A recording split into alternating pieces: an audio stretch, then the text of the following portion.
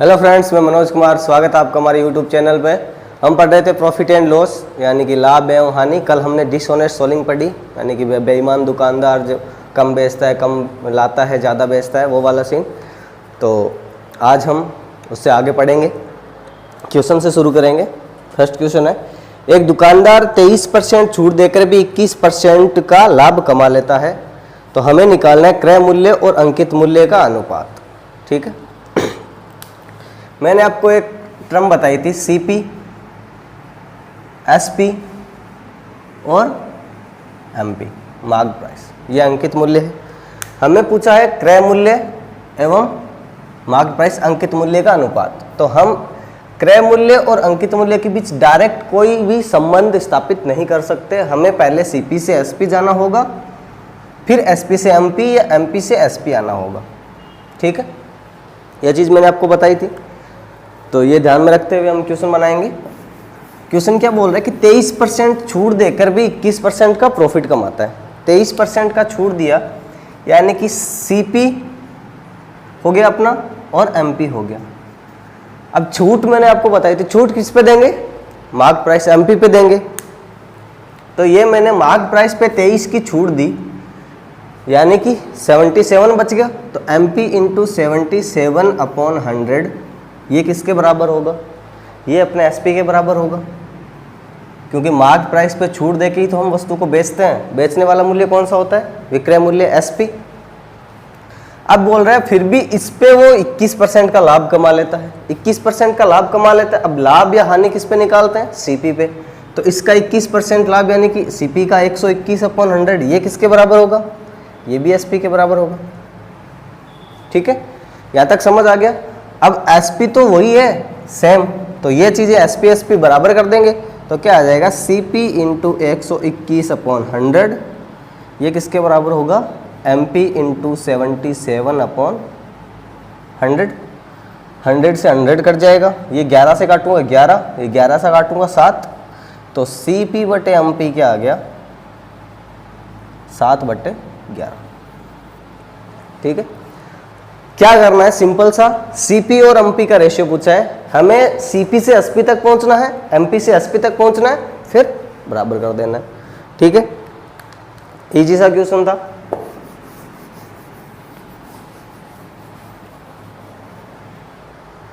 Next question है कि एक दुकानदार अंकित मूल्य को क्रय मूल्य से कितना अधिक अंकित करे कि 10% छूट देने के बाद भी उसको 17% का लाभ हो।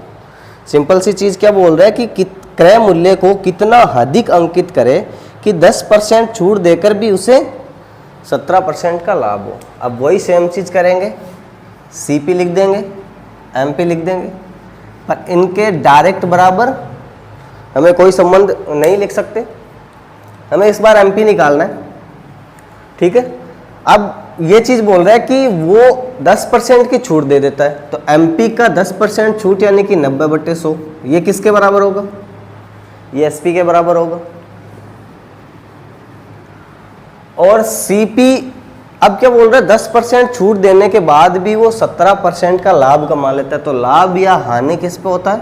सीपी पे। तो सीपी का 117/100 ये भी एसपी के बराबर होगा। इन दोनों को बराबर कर देंगे, एसपी के बराबर होंगे। तो यहाँ से सीपी बटे एमपी का रेशियो आ जाएगा 90/117। ठीक है, अब हमें पता है एमपी कितना है? 117। सीपी कितना है? 90। तो कितना ज़्यादा है? 27। कितने पे? 90 पे। हर 90 पे 27 ज़्यादा है, तो कितना अधिक अंकित करना पड़ेगा? 27/90 इंटू 100, 0 से 0 कट जाएगा। ये कितना आएगा? 30%। तो हमें 10% छूट देने के बाद 17% का लाभ कमाने के लिए सीपी से एमपी को 30% अधिक अंकित करना पड़ेगा। क्रॉस चेक भी कर लेते हैं। कैसे कर सकते हैं? मैं सीपी 10 मान लेता हूँ, अब 30% बढ़ा के अंकित करूंगा तो एमपी क्या होगा? 130। ठीक है, अब ये बोले 10% की छूट दे देता हूँ, तो 130 का 10% 13 होगा। 13 रुपये छूट होगी, कितने का बेचेगा? 117 का। ये 100 से कितना अधिक है? 17। ये 17% का प्रॉफिट हो रहा है। तो अपना क्वेश्चन सही है। ठीक है, कर लोगे ऐसे क्वेश्चन जितने भी आएंगे।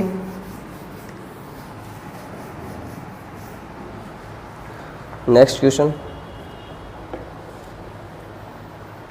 क्वेश्चन है, एक दुकानदार 35% की छूट देकर 12 पर एक वस्तु मुफ्त देता है और कुल लाभ उसको होता है, कुल 20% का फायदा होता है। तो एमपी, इस बार सीपीएम एमपी का हमें रेशियो निकालना है। क्या बोल रहे हैं, एक दुकानदार 35% की छूट देता है, 35% की छूट दे दी उसने, डिस्काउंट, ठीक है।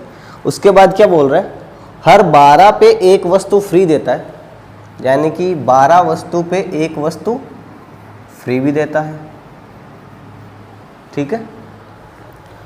उसके बावजूद उसको 20% का प्रॉफिट होता है, 20% का प्रॉफिट होता है। हमें सीपी और एमपी का रेशियो निकालना है। सबसे पहले 35% डिस्काउंट उसने दिया, ये कितने पे देगा, ये किस पे देगा, एमपी पे देगा। तो एमपी का 35% डिस्काउंट दे दिया, बचा कितना, 65/100, ये सीपी के बराबर होगा, ठीक है। अब मेन चीज इसमें ये नहीं है, 12 पे एक फ्री देता है, ये क्या है, ये भी एक डिस्काउंट है। कैसे, हम टोटल 13 चीज लेके आ रहे हैं, पैसे कितने के दे रहे हैं, 12 के, तो 13 पे एक डिस्काउंट हो रहा है कि नहीं। हम मान लेता हूँ एक चीज 1 रुपए की है, मैंने 12 रुपए दे के 13 रुपए की चीज खरीदी, यानी कि मुझे देने कितने चाहिए थे, 13 रुपए, मैंने कितने दिए, 12, तो ये 13 पे 1 का डिस्काउंट है, तो ये भी डिस्काउंट काउंट करेंगे, कितना, 12/13, ये एसपी के, ये हमारे फाइनल एसपी के बराबर आ गया। अब इस साइड से चलेंगे, प्रॉफिट कितने का हो रहा है, 120 का, तो सीपी का 120/100, ये एसपी के बराबर होगा। तो यहाँ से हम सीपी और एमपी का रेशियो निकाल सकते हैं। क्या क्या कट जाएगा, 0 से 0 कट जाएगा, 13 से 65 कटेगा 5 बार, 5 से ये कटेगा 20 बार, 20 से ये कटेगा 2 बार, और 2 से ये कटेगा 6 बार। तो ये बन गया CP × 12 बराबर MP × 6, ठीक है। तो यहाँ से CP/MP क्या आ गया, 6/12, यानी कि 1/2। तो CP और MP का रेशियो पूछे तो क्या बनेगा, 1:2, ठीक है। कुछ नहीं था, जब हम एक चीज फ्री लेके आते हैं, जैसे 4 पे 1 फ्री दे दिया, 10 पे 1 फ्री दे दिया, 1 पे 1 फ्री दे दिया, इसका मतलब होता है कि दुकानदार ने हमें डिस्काउंट दिए, और वो हम एमपी पे काउंट करेंगे, डिस्काउंट पे। डिस्काउंट किस पे काउंट करते हैं, एमपी पे। ये कुछ नहीं है, वो डिस्काउंट है और कुछ नहीं है, ठीक है। तो इस टाइप के क्वेश्चन हमें दिखे तो हमें घबराना नहीं है, आराम से बना लेना है, ये डिस्काउंट ही है बस एक टाइप का।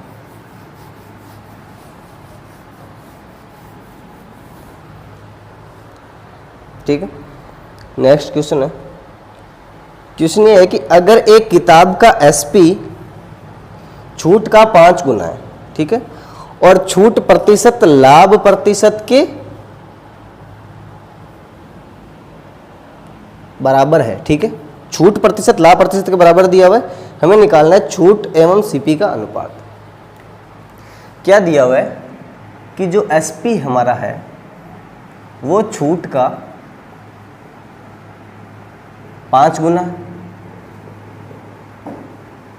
पहली बात तो ये दी हुई है, ठीक है, एसपी छूट का 5 गुना है, और छूट प्रतिशत जो डिस्काउंट है हमारी, डिस्काउंट का परसेंट वो प्रॉफिट परसेंट के बराबर है, ठीक है। हमें क्या निकालना है, छूट और सीपी का रेशियो।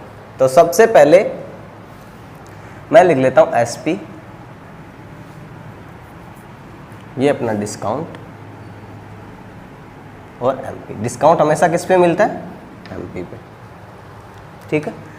तो हमें पता है कि छूट का एसपी 5 गुना है, मैं मान लेता हूं डिस्काउंट मेरा 1 है, डिस्काउंट 1 है, तो एसपी कितना होगा, 5। समझ आ गया, क्योंकि इसका 5 गुना है, तो मार्केट प्राइस कितना होगा, 6, क्योंकि 6 में से 1 छूट देके 5 में बेच रहा है। अब ये बोल रहा है कि जो डिस्काउंट का परसेंट है वो प्रॉफिट के परसेंट के बराबर है,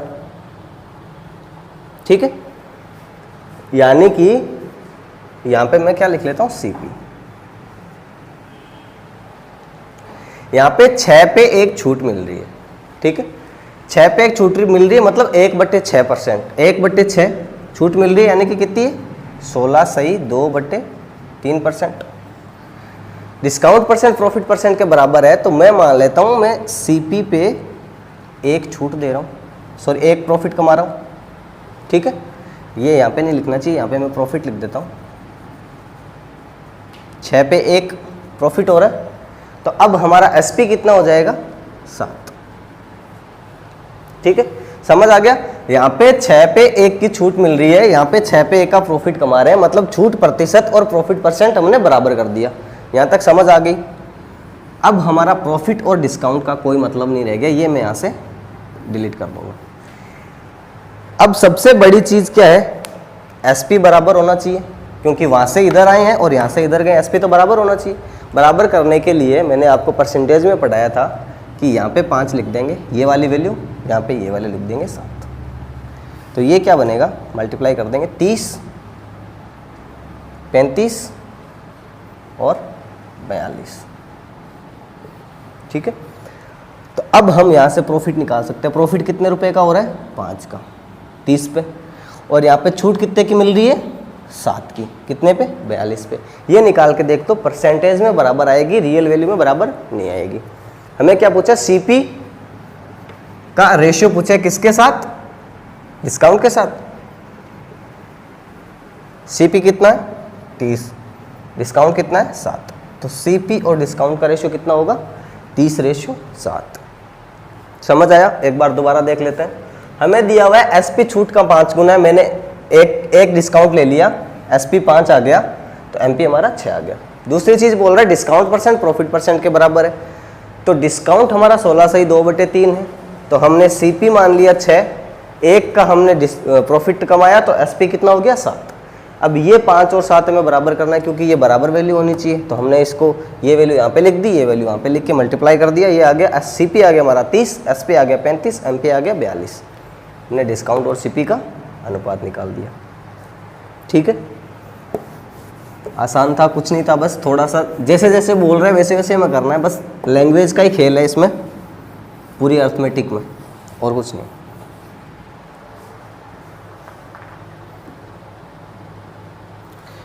नेक्स्ट क्वेश्चन पे चलेंगे। नेक्स्ट क्वेश्चन है, एक वस्तु का अंकित मूल्य CP से 50% ज़्यादा है, यदि SP एवं MP दोनों 20% बढ़ा दिए जाएं तो लाभ दोगुना हो जाता है। यदि शुरुआत में अंकित मूल्य 300 है तो शुरुआत में SP हमें फाइंड आउट करना है, ठीक है।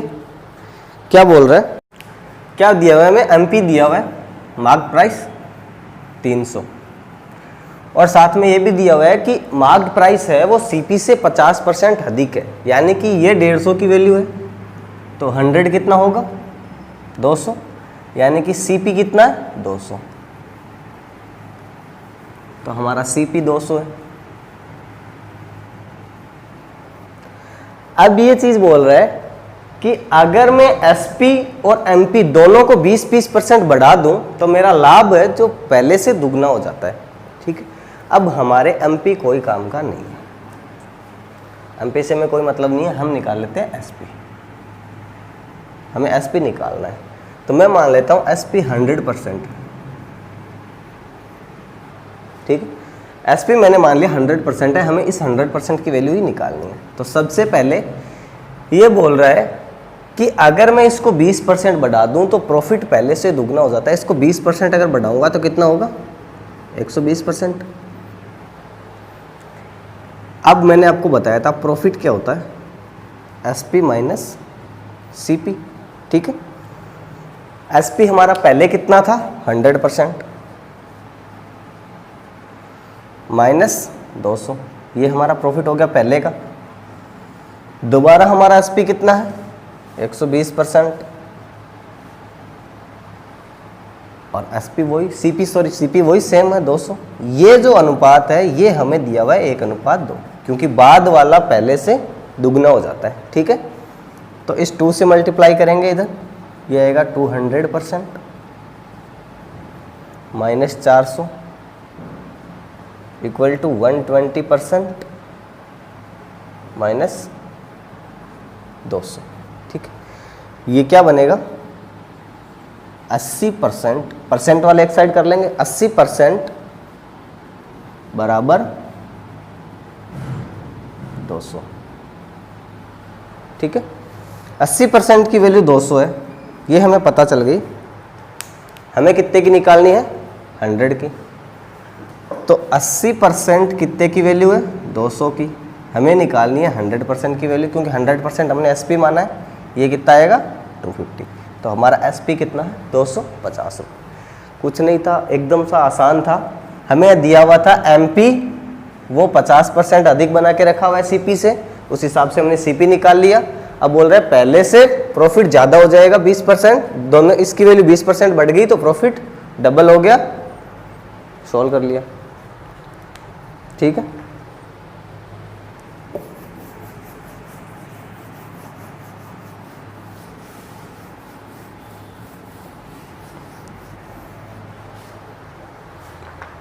नेक्स्ट चलेंगे। नेक्स्ट क्वेश्चन है, एक दुकानदार कुछ संतरे खरीदता है, 50% संतरे बेचकर वो अपनी लागत वसूल लेता है। अब बोल रहा है बचे हुए संतरों का 60% पहले के लाभ के आधे लाभ पे बेचता है, बाकी बचे हुए संतरे वो फेंक देता है। तो हमें निकालना है उसका टोटल प्रॉफिट परसेंट कितना हुआ। मैं मान लेता हूँ उसने 100 ऑरेंजेज खरीदे। ठीक है, अब बोल रहा है वो इसके आधे संतरे बेच के पूरा प्रॉफिट कमा लेता है। ठीक है, तो मैं मान लेता हूँ एक संतरे की कीमत 1 रुपये, तो मेरी टोटल लागत कितनी आई? 100 रुपये। ठीक है, अब ये बोल रहा है इसके आधे संतरे बेच के वो पूरी कॉस्ट निकाल लेता है, यानी कि 50 संतरे बेच के वो 100 रुपये निकाल लेता है। तो एक संतरा कितने का बेचा होगा? 2 रुपये का। खरीदा 1 का, बेचा 2 का, मतलब यहाँ पे 100% का प्रॉफिट हुआ उसको। ये चीज़ समझ में आ गई। इन 50 संतरों पे वो 100% का प्रॉफिट कमा रहे हैं। अब बाद में ये बोल रहा है कि बचे हुए संतरों का 60%, यानी कि 50 का 60% कितना आएगा? 30। ठीक है, ये समझ में आ गया।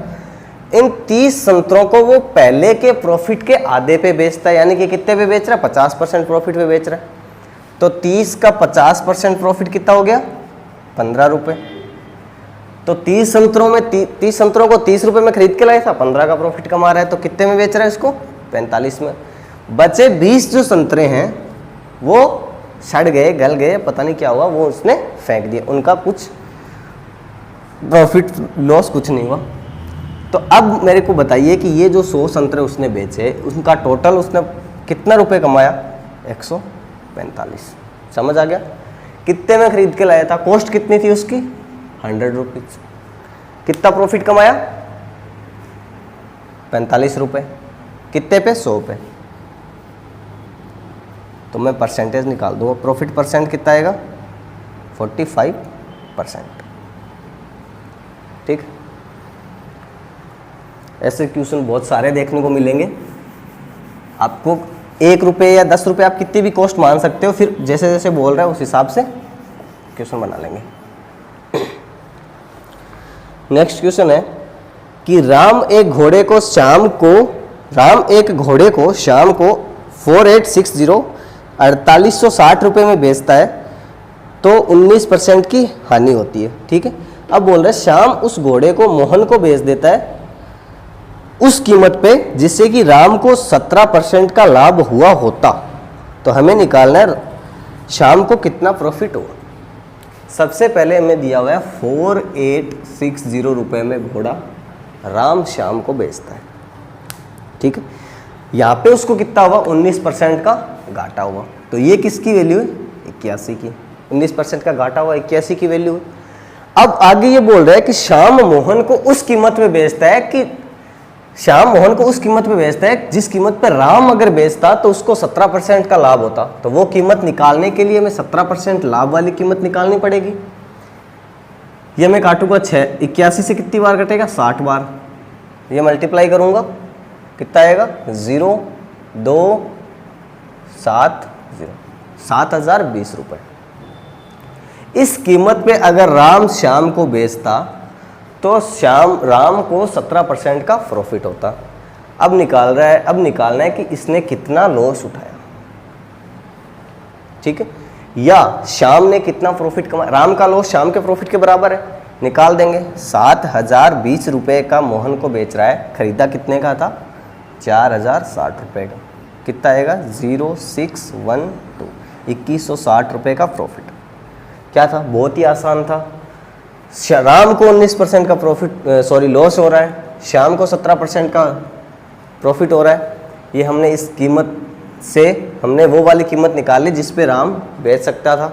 ये आया 7020 रुपये, यानी कि श्याम ने मोहन को घोड़ा 7020 का बेचा, खरीदा कितने का था 4080 का, प्रॉफिट कमा लिया कितने का 2160 का। प्रॉफिट परसेंट पूछे तो भी निकाल सकते हैं। बहुत ही आसान क्वेश्चन था, छोटा सा था। नेक्स्ट क्वेश्चन है कि एक आदमी अपने दोस्त को एक स्कूटर 10% लॉस पे बेचता है। यदि उसका दोस्त उसे 5400 रुपये पे बेचता है तो 20% का लाभ कमाता है, ये हमें दिया हुआ है। तो स्कूटर का वास्तविक मूल्य क्या है?